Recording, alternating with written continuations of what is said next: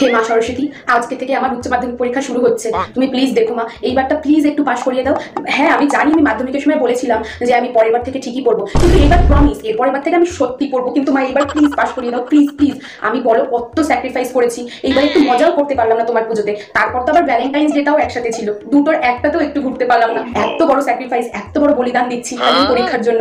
একটু দেখো মা, পাসটা অন্তত যাতে করে যায়, না হলে বাবা বলেছে কোনো এক ভ্যানালার সাথে ধরে বিয়ে দিয়ে দেবে। প্লিজ প্লিজ এইবারের মতো পাস করিয়ে দাও, সত্যি পরের বার থেকে আমি সত্যি করবো, সত্যি। দেখো ঠাকুর দেখো। এই বাবা, বড় কথাটাই তো ভুলে গেছিলাম ঠাকুর, শুধু আমাকে পাশ করালে হবে না, আমার ওই ভ্যাবলাকান্ত আছে না, ওকেও একটু পাশটা করিয়ে দিও, বুঝলো তো? ও যদি পাশ না করে তাহলে আমার কি হবে? ওকে তো আগে পাশ করতে হবে। ও যদি ফেল করে, ওর বাবা বলেছে ওকে টোটো কিনে দেবে, কিন্তু আমার বাবা তো বলেছে আমি ফেল করলে ভ্যানালার সাথে দিয়ে দেবে। তাহলে কি করে ম্যাচ হবে বলো? যদি ওকে ভ্যান কিনে দিত তাও আমি মেনে নিতাম, কিন্তু ওকে তো বলেছে টোটো কিনে দেবে, আর আমার বাবা বলেছে আমাকে ভ্যানালার সাথে দিয়ে দেবে। দেখো দেখো, আমার নাম্বারটা একটু যদি কম হয় তাও সমস্যা নেই, কিন্তু ওকে একটু ভালো নাম্বার দিয়ে পাশ করিয়ে দিও ঠাকুর, প্লিজ প্লিজ। জয় মা।